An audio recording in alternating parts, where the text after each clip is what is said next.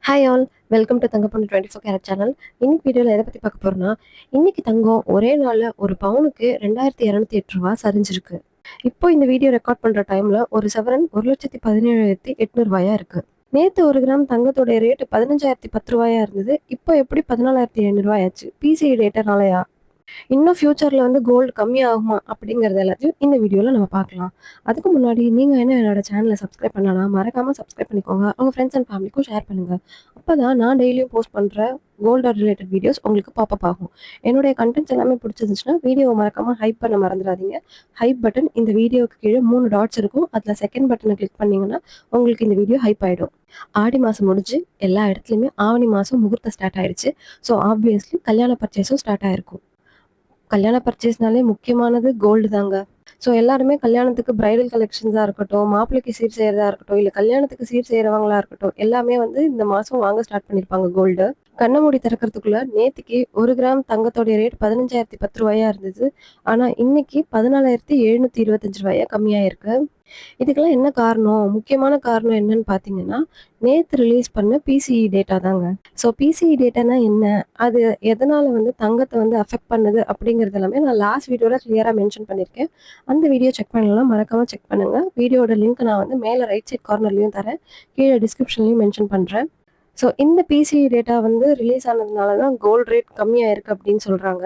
இந்த பிசிஇ டேட்டால என்னென்ன கவர் ஆகும்னா, inflation data and GDP data இது 2மே கவர் ஆகும். ஸோ நேற்று வந்து ஜிடிபி ரிப்போர்ட் படி பார்த்தா எக்கனாமி கரெக்டாக வந்து 1.5 தான் வந்து யூஎஸோட எக்கனாமி க்ரோ ஆயிருக்கு. இது வருஷம் வருஷம் வந்து 1.5 தான் வந்து எக்ஸ்பெக்ட் பண்ணாங்க. அதே மாதிரி Q2லையும் 1.5 தான் வந்து கரெக்டாக வந்திருக்கு. இந்த ஜிடிபி டேட்டா ஒரு வருஷத்துக்கு 4 வாட்டியும் 3 மாதத்துக்கு ஒருக்கவே எடுப்பாங்க. ஏன்னா அப்பதான் ஒரு நாட்டுடைய பொருளாதாரம் எந்த அளவுக்கு வந்து கரெக்டாக போயிட்டு இருக்கா இல்லையா அப்படிங்கிறது தெரியும். அதை ட்ராக் பண்ணுறதுக்கு தான் இந்த ஜிடிபி டேட்டா வந்து 3 மாதத்துக்கு ஒருக்க எடுக்கிறாங்க.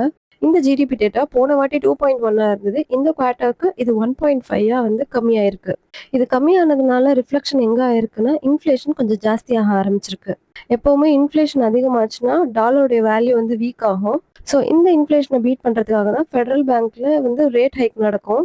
ஸோ அந்த ரேட் ஹைக் வந்து வர செப்டம்பர்ல எக்ஸ்பெக்ட் பண்ணப்பட்டுச்சு. ஸோ இந்த டேட்டாவெல்லாம் வச்சு தான் வந்து பிசி இன்ஃப்ளேஷன் எந்த அளவுக்கு இருக்குது அப்படிங்கிறத அவங்க கேல்குலேட் பண்ணுவாங்க. ஸோ இது போன வாட்டியோட கம்பேர் பண்ணுறப்போ ஜூலையில் 0.2% இன்க்ரீஸ் ஆயிருக்கு. அவங்க வந்து முன்னாடியே எக்ஸ்பெக்ட் பண்ணது 0.1% தான் வந்து பிசினால இன்ஃப்ளேஷன் வந்து அவங்க எக்ஸ்பெக்ட் பண்ணாங்க. பட் அன்ஃபார்ச்சுனேட்லி அந்த ஜிடிபி டேட்டானால பிசியோட இன்ஃப்ளேஷன் 0.2% தான் நமக்கு இன்க்ரீஸ் ஆயிடுச்சு. ஓவராலாவே ஒரு வருஷத்துக்கு இன்ஃப்ளேஷன் எந்த அளவுக்கு வரும்னா 3.6லேருந்து 3.7% தான் வரும். அதுவுமே வந்து எக்ஸ்பெக்ட் பண்ற ரேஞ்ச் அண்ட் கண்ட்ரோல்ல எடுக்கிற அளவுக்கு தான் இருக்கும். ஒரு ஓவராலா ஒரு இயருக்குன்னு சொல்லி நம்ம கால்குலேட் பண்ணணும்னா. ஓவராலா 0.2% வந்து ரைஸ் ஆனதுனால இப்போ 3.5லேருந்து 3.7ல வந்து இன்ஃப்ளேஷன் டேட்டா இருக்கு.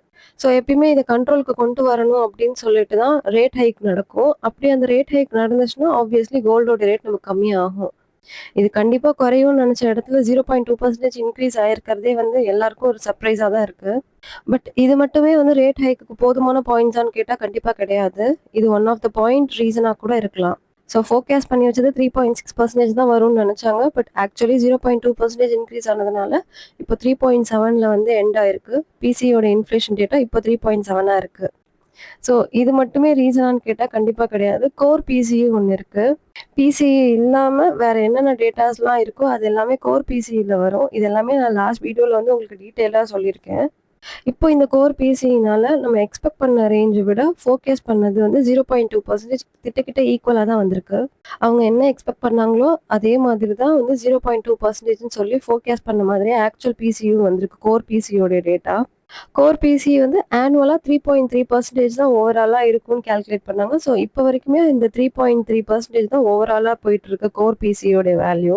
இந்த டேட்டானாலலாம் யூஎஸ்ல என்ன சேஞ்சஸ் நடக்க போகுது அப்படின்னு நீங்க கேட்டீங்கன்னா, ஒருத்தருக்கு வரக்கூடிய இன்கம் வந்து ஸ்ட்ராங் ஆகுது. அதாவது 0.4% வந்து இன்க்ரீஸ் ஆயிருக்கு இதனால. ஒரு நாட்டுல விலைவாசி கம்மியானா ஆப்வியஸ்லி அங்க இருக்கிற வருமானமும் அதிகமா தானே ஆகணும். விலைவாசிய இருந்து வெளியில வரதுக்கு. அதேதான் இங்கேயும் நடந்திருக்கு. ஸோ நுகர்வோர் அவங்களுடைய அன்றாட தேவைகளுக்காக அவங்க செலவு செய்யறது எல்லாமே இந்த காலாண்டுக்கு பார்த்தீங்கன்னா 0.2% வரைக்கும் அது இன்க்ரீஸ் ஆயிருக்கு. ஸோ இது எல்லாத்துக்கும் மேல குரோத் ஃபேக்டர் அப்படின்னு ஒன்று இருக்கு. ஒரு கண்ட்ரியோடைய growth ஃபேக்டர் எப்படி இருக்குன்றத பேஸ் பண்ணி தான் அந்த நாட்டுடைய இன்ஃப்ளேஷன் வந்து எந்த அளவுக்கு இருக்கு. அது உண்மையாலுமே வந்து கண்ட்ரோல் பண்றதுக்கு ரேட் ஹைக் தேவையா அப்படின்னு பார்த்தா, இப்போதைக்கு growth ஃபேக்டர் பாசிட்டிவ்ல தான் காட்டுது. ஸோ growth வந்து ஒரு நாட்டுடைய வளர்ச்சி வந்து பாசிட்டிவ் சைட்ல இருக்கு அப்படிங்கிறப்போ, அதுக்கேத்த மாரி தான் அந்த நாட்டுடைய மார்க்கெட் அதாவது ஷேர் மார்க்கெட் பங்குச்சந்தை வந்து ரியாக்ட் ஆகும். இதெல்லாம் ஒரு பக்கம் இருந்தாலுமே, செப்டம்பர்ல ஆக்சுவலி வந்து ரேட் ஹைக் இருக்குமா? இல்லையா? அப்படிங்கிறது கெவின் வாஷ் கையில தான் இருக்கு. கெவின் வாஷ் யாருன்னு கேட்டீங்கன்னா, ஃபெடரல் பேங்கோடைய சேர்மன் அவர் தான். ஸோ அவரு டிசைட் பண்றதுல தான் வந்து டோட்டலாவே வந்து நம்ம கோல்டோடைய ரேட்டும் டிபெண்ட் ஆயிருக்கு. இப்போ இந்த பிசிஇ டேட்டா வந்ததுனால என்ன சேஞ்சஸ் நடந்திருக்குன்னு பார்த்தீங்கன்னா, செப்டம்பர்ல ரேட் ஹைக்கோட எக்ஸ்பெக்டேஷன் பெர்சன்டேஜ் வந்து வெறும் 36% தான் நம்ம எக்ஸ்பெக்ட் பண்ணிட்டு இருந்தோம். அது இப்போ இந்த பிசிஇ டேட்டா வந்ததுனால ரேட் ஹைக்கோடைய பாசிபிலிட்டீஸ் 40.4% வரைக்கும் இன்க்ரீஸ் ஆயிருக்கு. ஸோ இப்போ வந்த ரிப்போர்ட் படி பார்த்தா, ஹைக் வந்து 40.4% இருக்கும். 59.6% ரேட் ஹைக் இருக்காது அப்படிங்கிற டேட்டா ரிலீஸ் பண்ணியிருக்காங்க. இந்த ப்ராபபிலிட்டி 60-40 அப்படிங்கிற ப்ராபபிலிட்டி வந்து சேஞ்சஸ் ஆகுமா? ஆகாதாங்கிறத நம்ம நாளைக்கு வரைக்கும் வெயிட் பண்ணி தான் பார்க்கணும். ஏன்னா நாளைக்கு தான் வந்து ஜாக்சன் ஹோல் சிம்போசியம் நடக்குது வியாமிங்ல, யுஎஸ்ல இருக்கிறது. அந்த சிம்போசியத்துல ஃபெட் சேர்மன் கெவின் வாஷ் ஸ்பீச்ல நமக்கு ஏதாவது ஹிண்ட்ஸ் கிடைக்கலாம். அதாவது செப்டம்பர்ல ரேட் ஹைக் இருக்குமா? இருக்காதா? அப்படிங்கிறது. ஸோ வீடியோட எண்டுக்கு வந்துட்டோம். இன்னைக்கு வீடியோல ஒரே நாள்ல ரூ. 2,280 வந்து ஒரு பவுனுக்கு கம்மியாயிருக்கு. அது எதனாலன்னு சொல்லிட்டு பார்த்தோம். At the same time BCE data release ஆச்சு நேத்திக்கு. அதோடைய தாக்கத்தினால தான் வந்து கோல்டு கம்மியாயிடுச்சா? இல்லையா? அப்படிங்கிறத பத்தியும் பார்த்தோம். ஸோ உங்களுக்கு இந்த வீடியோ பிடிச்சிருந்துச்சுன்னா மறக்காம லைக் பண்ணுங்க, கமெண்ட் பண்ணுங்க. உங்க ஃப்ரெண்ட்ஸ் அண்ட் ஃபேமிலிக்கும் ஷேர் பண்ணிட்டு, தங்கமணி 24 கேரட் சேனல்ல மறக்காம சப்ஸ்கிரைப் பண்ணிக்கோங்க. பெல் ஐகானையும் கிளிக் பண்ணிக்கோங்க. நெக்ஸ்ட் வீடியோல பார்க்குறேன். பாய்.